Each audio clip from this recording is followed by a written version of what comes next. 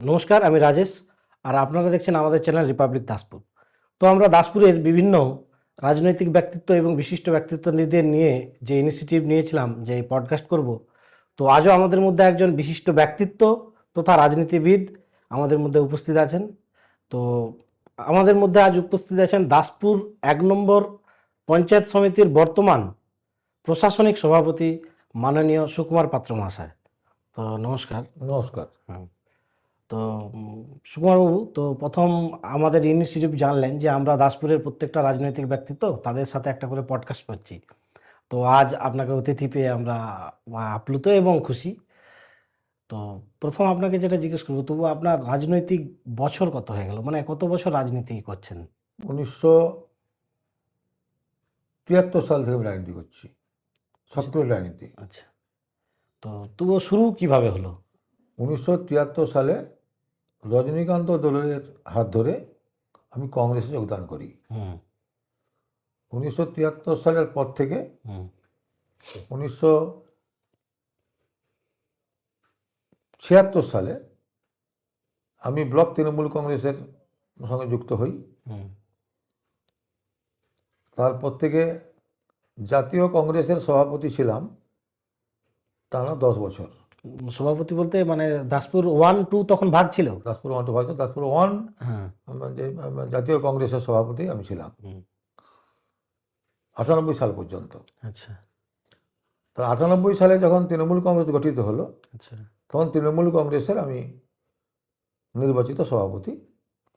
তারপর থেকে পরপর নির্বাচন, যখনই রাজ্য তৃণমূল কংগ্রেস চাইতেন বা নতুন কমিটি তৈরি হতো, জেলাতে তৃণমূল কংগ্রেস সভাপতি পরিবর্তন হতো, হুম তখনই এখানে প্রতিটি ব্লকেই সভাপতি পরিবর্তনের জন্য মিটিং ডাকা হতো। আচ্ছা আমি একাধিক ক্রমে 25 বছর হুম আমি তৃণমূল কংগ্রেসের প্রতিষ্ঠা লগ্ন থেকে দাসপুর 1 ব্লক তৃণমূল কংগ্রেসের হুম আনকনটেস্টেড সভাপতি হিসাবে আচ্ছা কখনো নির্বাচিত, কখনো মনোনীত হয়েছি। আচ্ছা তা আমি 18 সালে পঞ্চায়েত সমিতির সদস্য হই। 18 সালের পর আমি আবার পঞ্চায়েত সমিতির সদস্য নির্বাচিত হই 23 সালে। হুম তো 23 সালে দলকে আমি জানালাম, রাজ্য নেতৃত্বকে, হুম যে আমি দীর্ঘ 25 বছর একটা সংগঠনের জন্মলগ্ন থেকে সভাপতি আছি। হুম আর আমার বয়স তখন ছিল 73, আচ্ছা 73 বছর বয়স হয়ে গেছে। আমি প্রশাসনের সঙ্গে যুক্ত থাকতে চাই। হুম যেহেতু আমার দাসপুর 1 নম্বর ব্লক তৃণমূল কংগ্রেসের সভাপতি পদ হচ্ছে অসংরক্ষিত, হুম তাই আমি সভাপতি হিসাবে আমি দায়িত্ব নিতে চাই। আচ্ছা এবং সেই সঙ্গে সঙ্গে যে কেন বলবে সভাপতি হয়ে যাওয়ার পর আমি আবার পদ ধরে রেখেছি, হুম ওই জন্য আমি সভাপতি মনোনীত হওয়ার আগেই আমি তৃণমূল কংগ্রেসের ব্লক সভাপতির পদে পদত্যাগ করি। আচ্ছা পদত্যাগ জমা দিই রাজ্য অভিষেক বন্দ্যোপাধ্যায়ের কাছে এবং সুব্রত বক্সির কাছে, সভাপতির কাছে। আচ্ছা এবং 1923 সালে হ্যাঁ আমি এই পঞ্চায়েত সমিতির সভাপতি দল কর্তৃক মনোনীত হই। আচ্ছা এবং 23 সাল থেকে একাধিক ক্রমে আজ প্রায় 2.5 বছর হতে চলল আমি উন্নয়নের সঙ্গে সম্পূর্ণভাবে যুক্ত আছি এবং উন্নয়ন পরিচালনা করছি 10টি গ্রাম পঞ্চায়েতকে নিয়ে। তা আমি পঞ্চায়েত সমিতির সভাপতি যখন নির্বাচিত হলাম এবং আমি পদত্যাগপত্র জমা দিলাম, হুম তখনও পর্যন্ত আমার পদত্যাগপত্র গৃহীত হয়নি। হুম তাহলে 23 সালে আমি পঞ্চায়েত সভাপতি হওয়ার সময় আমি তখনও ছিলাম ব্লক তৃণমূল কংগ্রেসের সভাপতি। সভাপতি। আচ্ছা, তো সুকুমারবাবু, মানে আপনি দীর্ঘদিনের একটা রাজনৈতিক জীবনের কথা বললেন, অর্থাৎ আপনি 1973 সাল থেকে সিপিএম আমলটাও পুরোটা দেখেছেন। হ্যাঁ। 2011 সালে তৃণমূল কংগ্রেস ক্ষমতা এলো, তো তৎকালীন বামফ্রন্ট জামানা কেমন ছিল? মানে আপনি বিরোধী রাজনীতি দল হিসাবে। বিরোধী রাজনৈতিক দল হিসাবে কংগ্রেস হুম এবং তৃণমূল, তৃণমূল আসার পরে কংগ্রেস। তৃণমূল, তার নেতৃত্বে থেকে হুম আমি লক্ষ্য করলাম যে বিভিন্ন স্কুল নির্বাচনগুলো হুম সিপিএম দলের হারমাত বাহিনী আমাদের নির্বাচন করতে দেয়নি। হুম এমনকি তৎকালীন এমএলএ অজিত ভূঁইয়া, আচ্ছা, তাকেও মারধর করা হয়েছে। অজিত ভূঁইয়া এমএলএ কত সালে ছিল? অজিত ভূঁইয়া হ্যাঁ। এবং 2006 সালে অজিত ভূঁইয়া যখন এমএলএ হলো, হুম তার আগে জেলা সভাপতি ছিল। হুম এবং তখন থেকেই দেখেছি সিপিএমের প্রচণ্ড অত্যাচার দাসপুর 1 নম্বর ব্লকে। হুম কিন্তু আমি নেতৃত্ব দিয়ে মোকাবিলা করার চেষ্টা করেছি। হুম, মাঝে 98 সালে একবার আমরা পঞ্চায়েত সমিতি দখল করি। হুম, পঞ্চায়েত সমিতি তখন 12-12-1, সিপিএম 12, হুম, আমরা 12, আর আমাদের বীরেন দুয়ারি দ্বিতীয় সদস্য হচ্ছে 1-1। আচ্ছা, ওই বীরেন দুয়ারিকে সভাপতি করে আমরা তৃণমূল কংগ্রেস ক্ষমতা দখল করি। আচ্ছা, ঠিক আছে। কিন্তু তারপরের যখন ইলেকশনটা হলো পঞ্চায়েত নির্বাচন, তখন আর নির্বাচনে আমরা কন্টেস্ট করেছি, কিন্তু হুম, আমি করিনি, আমার দল কন্টেস্ট করেছে, কিন্তু আবার বামফ্রন্ট ক্ষমতা পেয়েছি। আচ্ছা, যখন এই 11 সাল পর্যন্ত যখন আমাদের তৃণমূল কংগ্রেসের নবান্নের ক্ষমতা, মানে আমাদের রাইটার্স বিল্ডিংয়ের ক্ষমতা দখলের পূর্ব পর্যন্ত হুম, সিপিএমের ব্যাপক অত্যাচার আমাদের এলাকায় হয়েছে। আচ্ছা, বিশেষত নারজল অঞ্চলে হয়েছে, আচ্ছা, সরবেড়া 2 অঞ্চলে হয়েছে, আচ্ছা, এবং ওপাশের চাপে, ড্যাবরার চাপে নারাজল এবং কেশপুরের চাপে নারাজল, এই অঞ্চলে যেমন যেমন অত্যাচার হয়েছে, এমনকি সেখানে গুলিগোলা চলেছে, ঘর পোড়ানো হয়েছে, ত্যাগী হয়েছে। সেই সঙ্গে আমাদের এখানেও কমরেডরা, সিপিএমের নেতারা হুম, যথেষ্টভাবে পেশিশক্তির প্রয়োগ করে গণতন্ত্রকে স্তব্ধ করে দিয়ে এখানে বিভিন্ন নির্বাচনে জয়লাভ করেছে। আচ্ছা। আপনার হোম অঞ্চল কোনটা? হোমে রাজনগর। রাজনগর। হ্যাঁ, রাজনগর অঞ্চলে প্রচণ্ড অত্যাচার হয়েছে।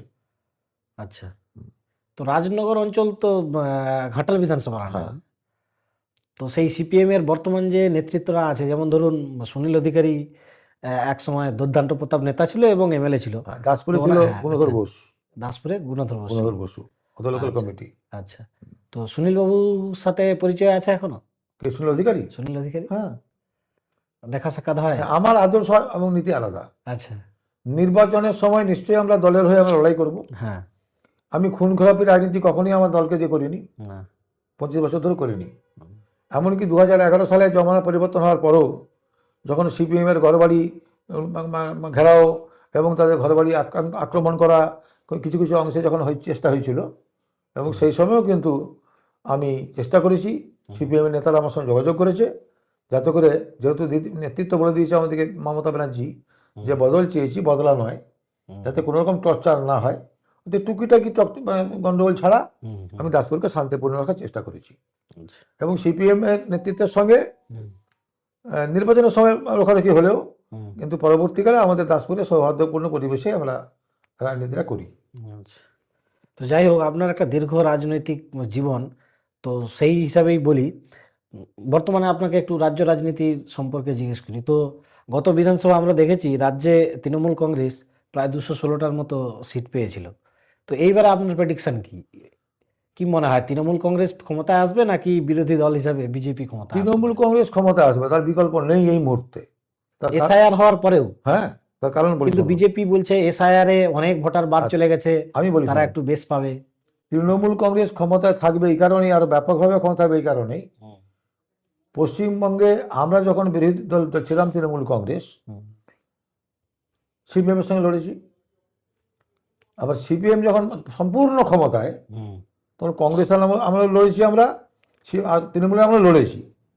আমাদের যে শক্তি দিয়ে আমরা বিরোধী মোকাবেলা করার চেষ্টা করেছি, সব ক্ষেত্রে সফল হয়নি, কিন্তু মানুষের সঙ্গে থেকে আমরা মোকাবেলা করেছি, কারণ তখনও 42% ভোট আমাদের ছিল।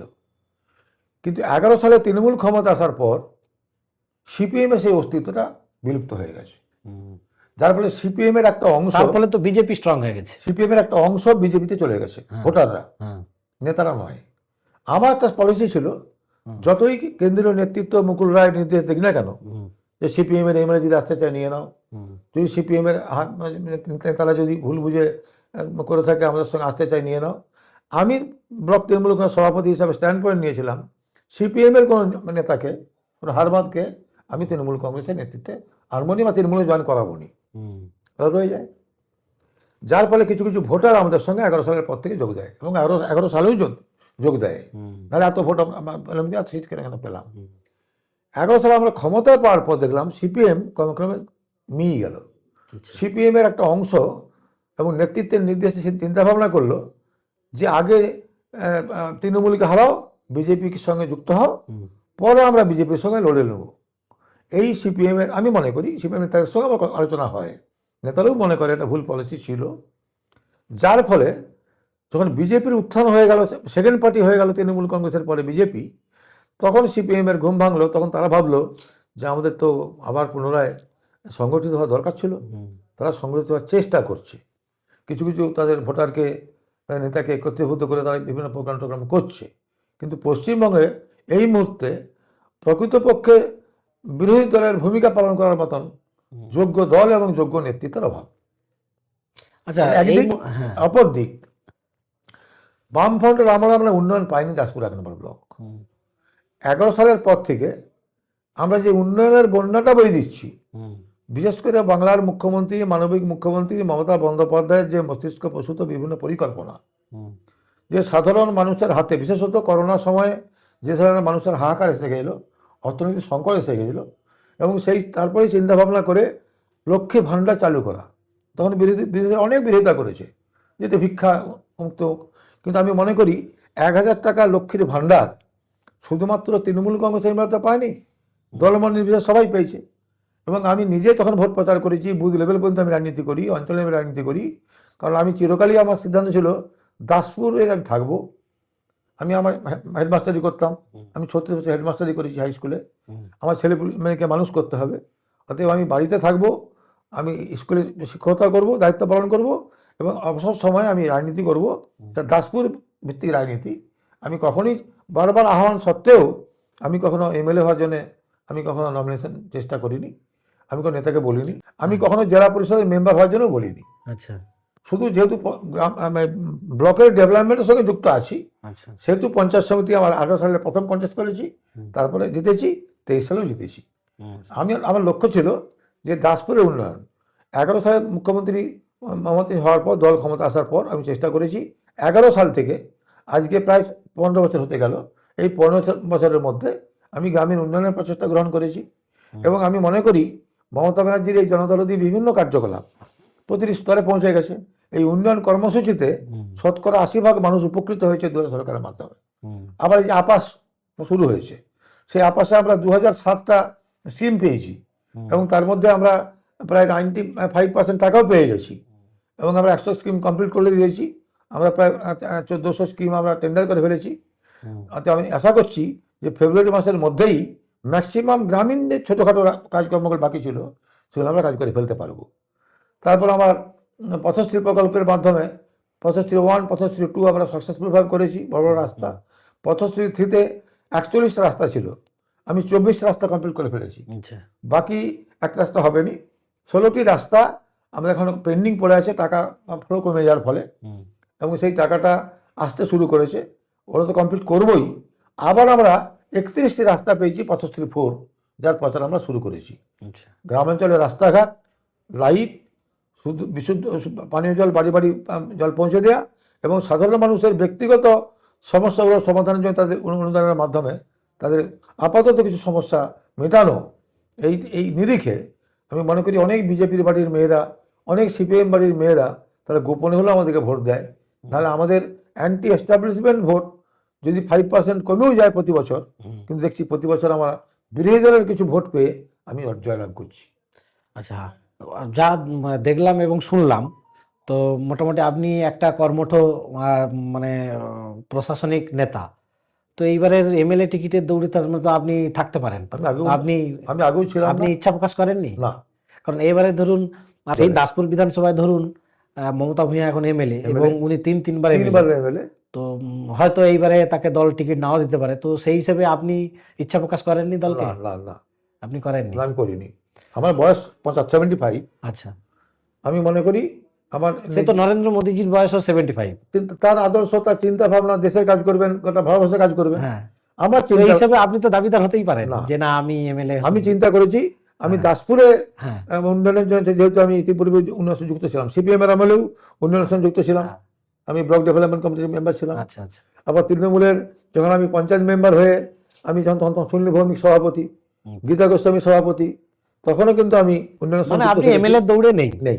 আচ্ছা, এবার যে পরের প্রশ্নটা, আপনি রাজনগর অঞ্চলের বাসিন্দা, তো রাজনগর অঞ্চলটা ঘাটাল বিধানসভায় পড়ছে, কিন্তু যে ঘাটাল বিধানসভায় তো গত নির্বাচনে তৃণমূলের ভরাট, অত্যন্ত অল্প ভোটের ব্যবধানে হেরেছি।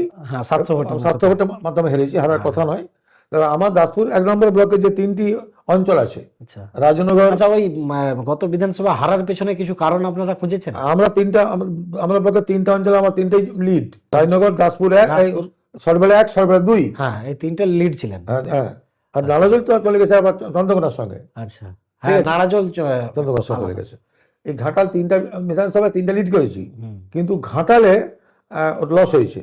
আচ্ছা এবং পরবর্তীকালে আমরা খোঁজ খবর নিয়েছি যে কিছু ইন্টার পার্টি, অর্থাৎ আচ্ছা, আমাদের কিছু পার্টির লোক, উপদলীয় মানে ব্যাপার ঘটেছে কি কিছু? হ্যাঁ, এটা অনুমান নয়, এটা পরীক্ষিত যে মানে শঙ্কর দলের বিরুদ্ধে কোনো একটা দল তৈরি হয়েছে? তৃণমূলের কিছু লোক যদি শঙ্কর দলের বিরুদ্ধে ভোট কাস্ট না করতো, আচ্ছা, কারণ আমার কোনো বড় পদ নাই, আমি সত্য কথা বলতে ভয় পাইনি, আমি খুব স্টেট কার্ড। আমরাও স্যার সত্য সত্য কথা বলছেন, আমি এটা চেষ্টা- আমরাও খুশি। যদি তৃণমূলের কিছু ভোটার হ্যাঁ, যদি শঙ্কর দলীয়কে বিরুদ্ধে না ভোট দিত, আচ্ছা, যদি শঙ্কর দলকে না হারাতো, হ্যাঁ, তাহলে ওই গত নির্বাচনেও হ্যাঁ। শঙ্কর দলের হারার কোনো সম্ভাবনা ছিল না। তো এই বিধানসভায় ওই রকম কি কিছু হওয়ার মনে হয় ব্যাপার আছে?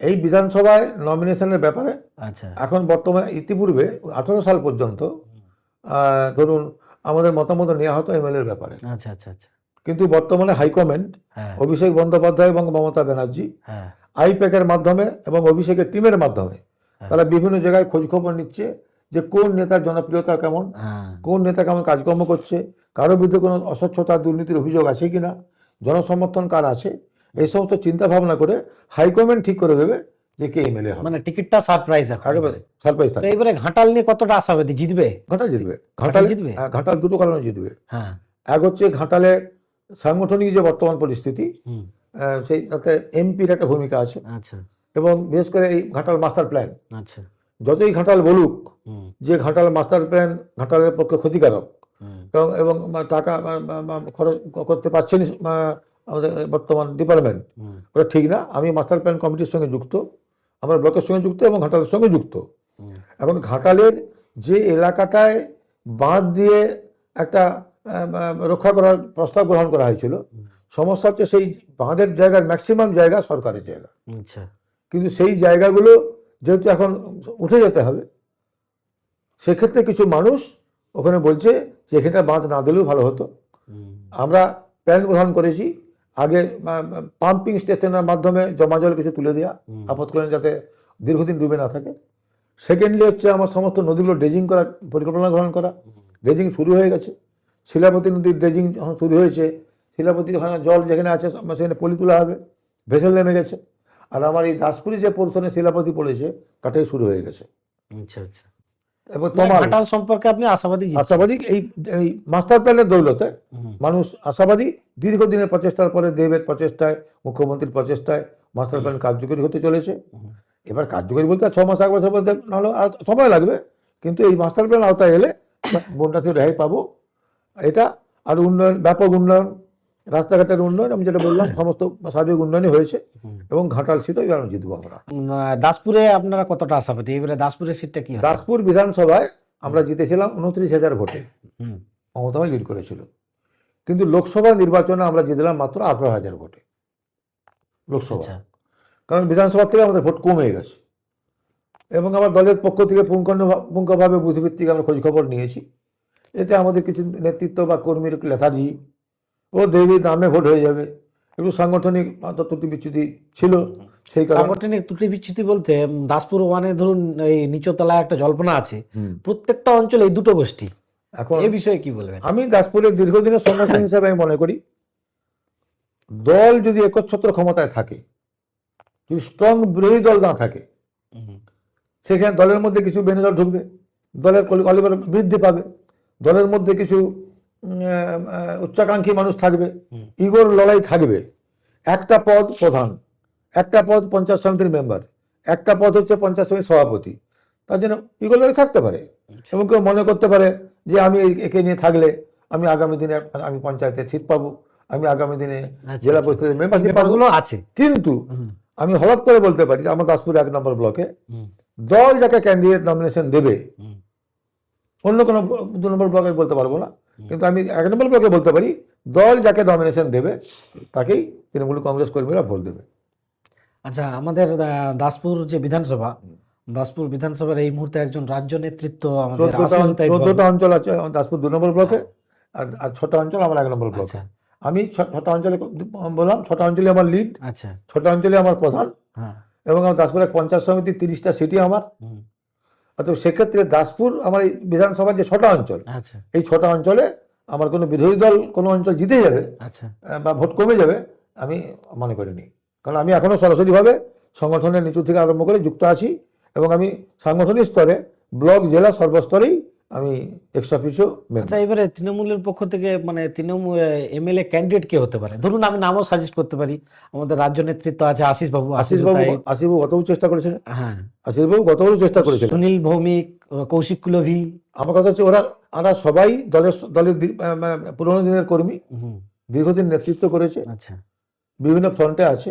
হুম, হ্যাঁ, এবং কৌশিক আমার তো ও তো আবার কোঅপারেটিভ মুভমেন্টটা হ্যাঁ, হ্যাঁ, করে এবং কোঅপারেটিভ হ্যাঁ, যুক্ত থাকে। কোঅপারেটিভের আর সুনীলবাবু দীর্ঘদিন আমি ছিলাম সভাপতি, ও ছিল সেক্রেটারি, জেনারেল আচ্ছা, সেক্রেটারি। আচ্ছা, আর ও যখন এখানে পঞ্চায়েত সমিতির সভাপতি, আমি তখন সভাপতি। আচ্ছা, আবার আমি যখন পঞ্চায়েত সমিতির সভাপতি, ও তখন দলের সভাপতি। আচ্ছা, সুনীলবাবু দীর্ঘদিনের ছাত্র আন্দোলনের নেতৃত্ব, হুম, হুম, ও নিশ্চয়ই চেষ্টা আবেদন করতে পারে, দলকে জানাতে পারে। আচ্ছা, আমাদের কৌশিক বাবু পারে। আচ্ছা, আবার মমতা ভূঁইয়া 3 বছরের এমএলএ, হ্যাঁ, সেও বলতে পারে। আচ্ছা, আবার আশিস বাবু গতবারেও চেষ্টা করেছিলেন, হ্যাঁ, কারণ আশিস বাবুর বক্তব্য ছিল যে আমাদের 14টা অঞ্চলের মধ্যে হ্যাঁ, প্রতিবারেই হ্যাঁ, দাসপুর 1 নম্বর ব্লক থেকে ক্যান্ডিডেট করা হবে, এমএলএ আর ক্যান্ডিডেট। 2 নম্বর ব্লক নয় কেন? তখন আমরা বললাম যে 2 নম্বর ব্লক থেকে শুধুই বেড়া ছিল, আচ্ছা, আচ্ছা, আমরা তখন আমাকে মানতে হয়েছিল। হ্যাঁ, হ্যাঁ, 2 নম্বর ব্লক থেকে মন্ত্রী জিতে গেছিল, তারা মানতে আমাদের থাকতে হয়েছিল। আচ্ছা, অতএব সেক্ষেত্রে যেহেতু বিধানসভা, আচ্ছা, সেহেতু 1 নম্বর 2 নম্বর কোনো ব্যাপার নেই। হ্যাঁ, আর আবার 2 নম্বর ব্লকের এখন ভোটার হয়ে গেছে আমার এমএলএ নিজে। হ্যাঁ, নিজে হয়ে গেছে। হলো। তো তিনিও দাবিদার হতে হ্যাঁ, পারে।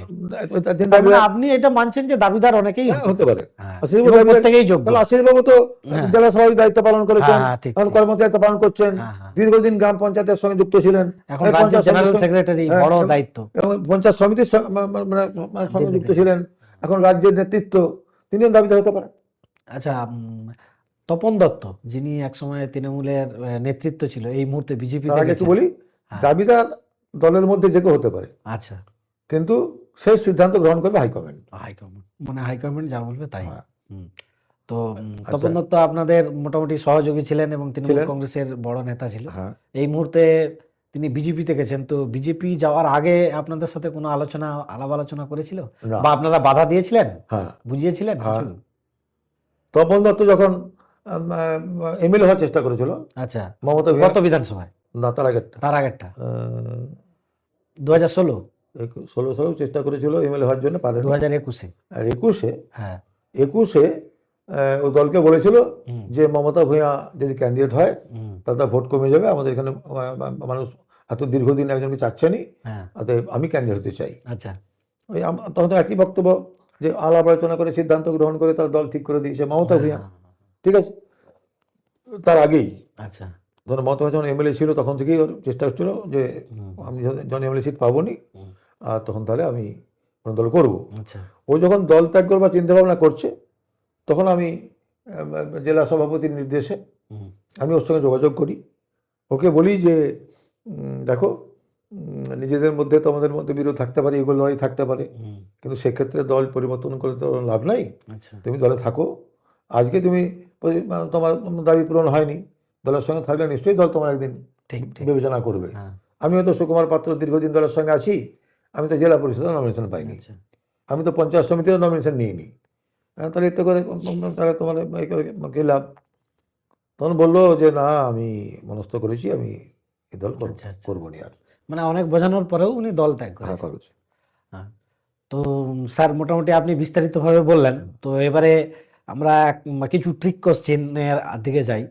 তো বর্তমান আমাদের যে লোকসভার মাননীয় এমপি হচ্ছে যে দেব।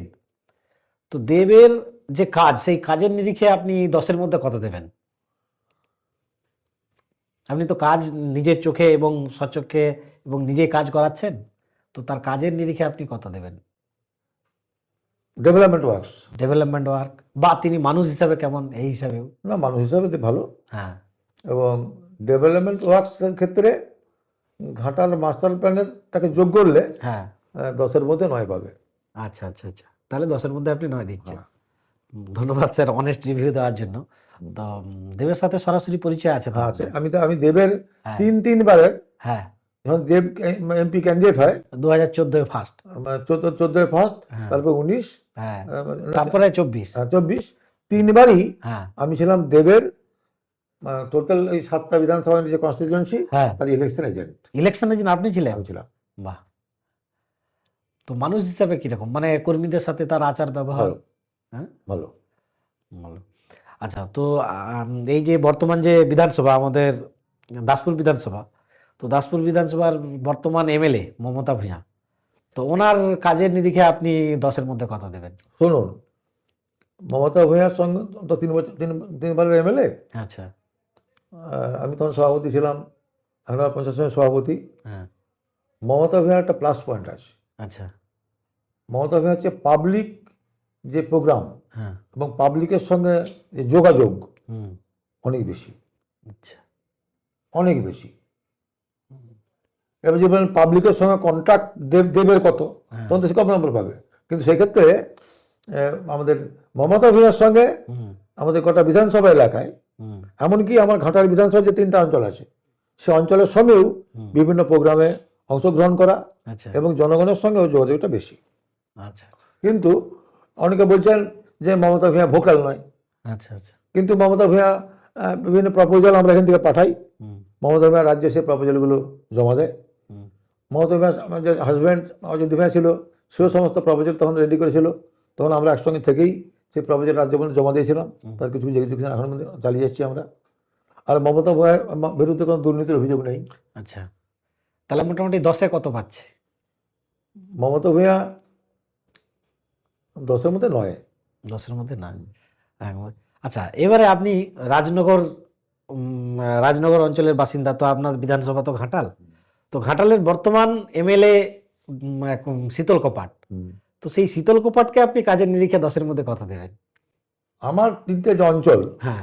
এই 3টে অঞ্চলে শীতল কপাটের যে ডেভেলপমেন্ট ওয়ার্ক হ্যাঁ। এবং জনসংযোগ, হ্যাঁ। তাদের শূন্য, জিরো। জিরো। আসে না একবার? না, বন্যার সময় এই যে একবার বন্যার এসেছিল, সময়? বন্যার সময় একবার রাজনগর পশ্চিমে একটা বুথে গেছিল বলে শুনেছি, আচ্ছা। আর কিছু কাপড় চোপড় বিতরণ করেছিল। হ্যাঁ। এই যে প্রতি বছর এমএলএ কোটায় যে টাকাটা পায়, হুম। স্বাভাবিকভাবে আমার 3টা অঞ্চলে কিছু 5 বছর ধরে অনেক টাকা পাওয়া দরকার ছিল। হুম। আমি শুনেছি যে একটা নাকি কোটা এসছে মাত্র এই বোধহয় 5 লক্ষ টাকার একটা কোটা দাসপুর 1 নম্বর ব্লকের জন্য এসছে বলে বিডিও সাহেব আমাকে বলেছিলেন। তার কোনো এক্সিকিউশন দেখতে পাইনি এখনো। আচ্ছা, কিন্তু বিজেপি বিরোধী হিসেবে অভিযোগ করে যে শীতল কপাটকে তো কাজ করতেই দেওয়া হয় না, কোনো সরকারি প্রশাসনিক অনুষ্ঠানে ডাকা হয় না, এই ঘাটাল মাস্টার প্ল্যানের মিটিংয়ে তাকে ডাকা হয় না। যে লোকটা অনবরত হ্যাঁ। ঘাটাল মাস্টার প্ল্যানের বিরুদ্ধে, আচ্ছা। তৃণমূল কংগ্রেসের বিরুদ্ধে, উন্নয়নের বিরুদ্ধে, হুম। আমার বিরোধী দলের ভূমিকা সরকারের খারাপ দিকে সমালোচনা করা। হুম। কিন্তু আমি যখন বিরোধী দল করতাম, আমার ভূমিকা ছিল ভালো কাজের সাপোর্ট করো আচ্ছা। আর খারাপ কাজের দুর্নীতির বিরুদ্ধে প্রতিবাদ করো। আচ্ছা। ঠিক আছে? কিন্তু শীতল কপাট বিজেপির এমএলএ হওয়ার পর থেকে আমি শীতল কপাটকে আমার সরকারের কোনো উন্নয়নের কোনো পরিকল্পনাকে সাপোর্ট করতে দেখিনি, ভালো কাজকেও সাপোর্ট করতে দেখিনি। আর প্রতিটা ক্ষেত্রেই একের পর এক স্টেটমেন্ট দিয়ে গভর্নমেন্টের বিরোধিতা করা। তাই আমি মনে করি উন্নয়নের সঙ্গে ওকে যুক্ত রেখে লাভ নাই। আমিও তো আমার ব্লকের কোনো প্রোগ্রামে ওকে আমি ডাকিনি, যদিও আমার ব্লকের এমএলএ। আর আরও ডাকতাম যদি শীতল কপাট 5 বছর ধরে আমার ব্লকের উন্নয়নের জন্য তার এমএলএ কোটার কাজ কিছুটা আমাদের 3টা অঞ্চলের জন্য বরাদ্দ করতো, আচ্ছা। আচ্ছা। করেনি। যার ফলে আমার যেমন এমএলএ কোটা আমাদের মমতা ভূঁইয়া, এখানে আমি 6টা অঞ্চলে আমি চালিয়ে যাচ্ছি, প্রতি বছর 30 লাখ টাকা, না 15-30, হ্যাঁ প্রায় 20 লাখ টাকা করে প্রতি বছর পাচ্ছি। আচ্ছা, তাহলে হলো, কিন্তু এমপি যেমন পাচ্ছি, এমপি এবার স্ট্রিট লাইট দিচ্ছে এমপি, আমি স্কুল ডেভেলপমেন্টের প্রপোজাল পাঠিয়েছি, এখনো পাস হয়নি। এবং এমএলএ মমতা ভূঁইয়াকে দিয়ে যে ভগ্নপ্রায় প্রাইমারি স্কুলে আমি সেট করে দিচ্ছি, আমি এখানে মিড ডে মিলের সেট করে দিচ্ছি। এই ধরনের কাজ করার স্কোপ যদি আমি পেতাম শীতল কপাটের কাছ থেকে আমার 3টা অঞ্চলের জন্য, তাহলে অন্তত আমার ব্লকের উন্নয়নের স্বার্থে আমি তাকে আমন্ত্রণ জানাতাম উন্নয়নের কাজে। আচ্ছা। তো আপনি যেহেতু দাসপুর ওয়ানের প্রশাসনিক প্রধান এখন, তো ধর্মা চকবইলা ওইসব লাইনে আমরা গেছি, তো এখনো ওইখানকার মানুষ বলে যে আমাদের এদিকে বিভিন্ন জায়গা আছে, রাস্তা আছে যেগুলো পাকা রাস্তা করা দরকার, এখনো করা হয়নি। আশা করছি তো হ্যাঁ, একটা শুনুন, রাস্তাগুলো হয়ে যেত আচ্ছা, যদি 22 সাল থেকে এনআরজিএসটা বন্ধ না হতো। হুম, এনআরজিএসের 60% মাটির কাজ আর 40% হচ্ছে মেটেরিয়ালসের কাজ। তাহলে 60% মাটির কাজ করা আমাদের সুবিধা, কারণ আমাদের নদী বেষ্টিত এলাকা। হুম, আমরা নদী থেকে মাটি তুলে আমরা সেই মাটি দিয়ে আমরা কাজ করতে পারবো, পুকুর কাটতে পারতাম। Labour oriented scheme, labour oriented scheme করানোর পরই 40% করে টাকা আমরা তখন প্রতি অঞ্চল অঞ্চল রাস্তা করেছি। আচ্ছা, কিন্তু 22 সাল থেকে সেই রাস্তার সেই এনআরজিএসের টাকা আমরা পাইনি, বন্ধ আছে। হুম, তারপর প্রধানমন্ত্রী সড়ক যোজনার টাকা বন্ধ, জব কার্ডের টাকা বন্ধ। আচ্ছা, তাহলে এমনকি জল প্রকল্পের টাকাও সেন্ট্রাল যে ফিনান্সটা বন্ধ, যার ফলে একটা রাজ্য সরকারের যে রেভিনিউ মাধ্যমে এবং আমাদের জিএসটির আমাদের পাওনা টাকা না দেওয়ার ফলে যে বর্তমান অবস্থা আমরা চালাচ্ছি, তাতে করে সমস্ত মানুষের সমস্ত রাস্তা করে দিতে পারিনি। কিন্তু আমি নিশ্চিত যে এই যে পথশ্রী প্রকল্পগুলো আমরা যদি 1 বছরের মধ্যে রূপায়ণ করতে পারি, তাহলে মানুষের 90% রাস্তা দাঁড়িয়ে মিটে যাবে।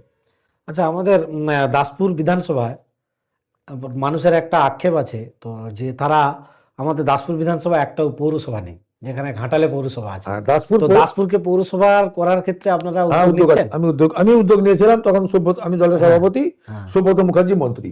আচ্ছা, আমি প্রপোজাল মন্ত্রীর কাছ পর্যন্ত পৌঁছে দিয়েছিলাম। হুম, আমি পদনা থাকলেও হ্যাঁ, আমার কলকাতা মানে এখনো পর্যন্ত কলকাতার বিভিন্ন মিনিস্টারের সঙ্গে আমার যোগাযোগ আছে, হ্যাঁ, আমার রাজ্যের নেত্রীর সঙ্গে যোগাযোগ আছে, সুব্রত বক্সির সঙ্গে আমার যোগাযোগ আছে, হুম, অভিষেক বন্দ্যোপাধ্যায়ের অফিসের সঙ্গে যোগাযোগ আছে, মমতা ব্যানার্জির অফিসের সঙ্গে যোগাযোগ আছে, এবং মমতা ব্যানার্জি মুখ্যমন্ত্রী এবার সক্রিয়ভাবে এবং বাই নেম আমাকে চেনে। হুম, হুম, হুম, অতএব সেক্ষেত্রে আমি আমার দাসপুরকে পৌরসভা করার জন্য হুম। প্রপোজাল সহ আমি সাবমিট করেছিলাম মন্ত্রী সুব্রত মুখোপাধ্যায়। তবুও কতদিনের মধ্যে পেতে পারে, মানে পাবে? কারণটা বলে দিই।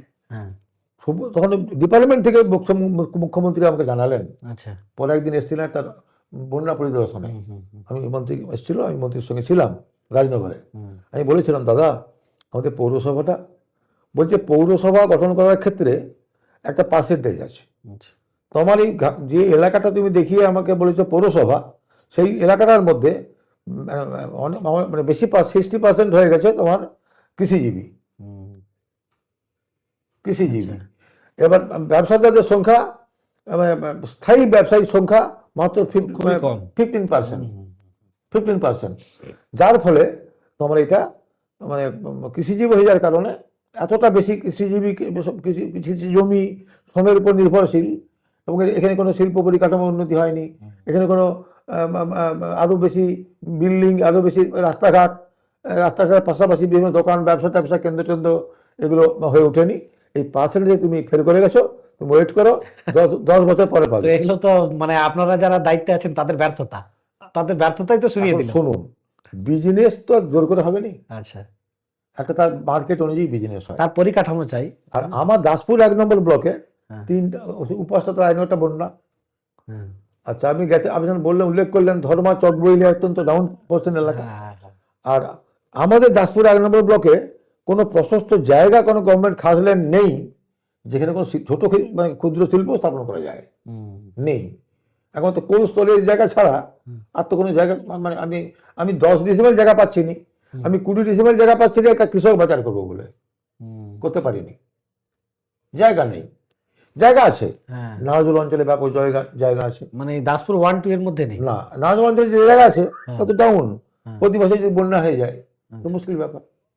যার ফলে আমি এই জায়গার স্থানের অভাবে এখানে কোনো ছোট শিল্প আনতে পারছি না, এতে প্রবলেম। আর এখানে জমির মূল্য প্রচুর। হ্যাঁ, হ্যাঁ, দাসপুর, সোনার ছেলেদের কল্যাণে এখানে মোটামুটি এখন তো রাস্তার ধারে জমির মূল্য হয়ে গেছে বোধহয় 10 লক্ষ টাকা কাঠা। আচ্ছা, হ্যাঁ, হ্যাঁ, তো আমি চেষ্টা করব, আমি আমার সভাপতি পঞ্চায়েত থাকাকালীন চেষ্টা করব আরেকবার সার্ভে করে নিয়ে, কারণ আমাকে 10 বছর ওয়েট করতে বলেছিল, আচ্ছা, তার কয়েক বছর হয়ে গেছে, অনেক। এখন আমার বেলাঘাটে উন্নতি হয়ে গেছে, আমার দাসপুর 1 নম্বর ব্লক আমার এলাকা চলে গেছে আপ টু কাটান পর্যন্ত, কুশপাতা পর্যন্ত। হ্যাঁ তাহলে ওই পর্যন্ত আমার দাসপুর ব্লকে উন্নয়নটা হয়ে গেছে। হ্যাঁ হ্যাঁ এ পাশে এ পাশে উন্নতি হয়ে গেছে আমার এই রোড বরাবর বকুলতলা, আর আমরা বৈকুণ্ঠপুর বেলতলা পর্যন্ত যদি আমরা নিতে পারি, বেলতলা বা সুলতাননগর। সুলতানা পর্যন্ত যদি নিতে পারি, হ্যাঁ তাহলে আবার আমি উপাসে এরিয়া বেড়ে যাবে আবার। হ্যাঁ হ্যাঁ ঠিক। আমি বকুলতলা পর্যন্ত নিয়ে এটা মিউনিসিপালিটি করতে চেয়েছিলাম, আচ্ছা যে অন্তত বৈকুণ্ঠপুর পর্যন্ত, তাতে করে পার্সেন্টেজে ভজেনি। আচ্ছা আবার আমি সার্ভে করব, আমার ইচ্ছা আছে যে অন্তত যদি পারি আমি আরেকটা প্রপোজাল আগামী 2 বছরের মধ্যে পাঠাবো। আচ্ছা।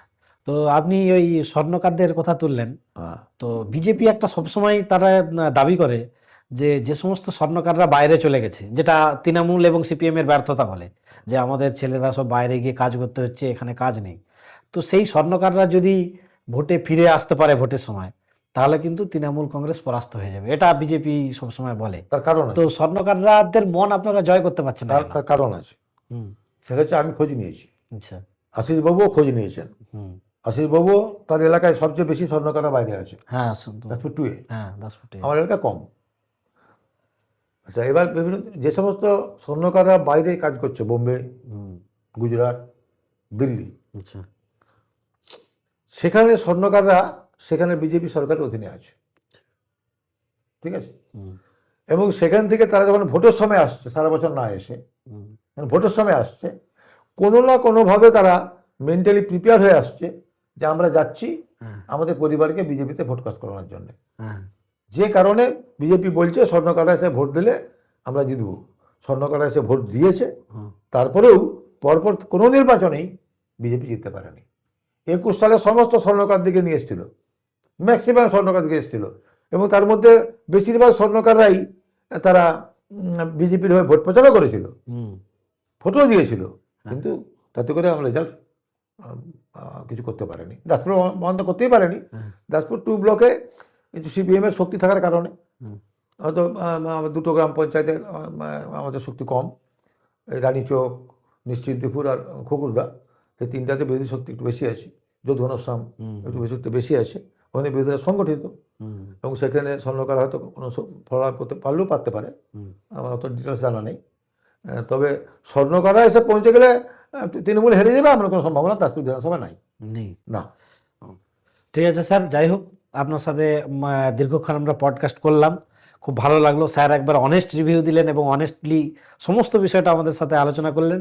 তো স্যারকে অনুরোধ থাকবে যে আগামী বিধানসভা নির্বাচন যখন কাছে এসে যাবে, আবারও একবার স্যারের সাথে আমরা দেখা করব, স্যার যেন আমাদেরকে একটু সময় দেন। তো আজ এতটুকুই। তো আপনারা চোখ রাখুন রিপাবলিক দাসপুরে। ধন্যবাদ। ধন্যবাদ।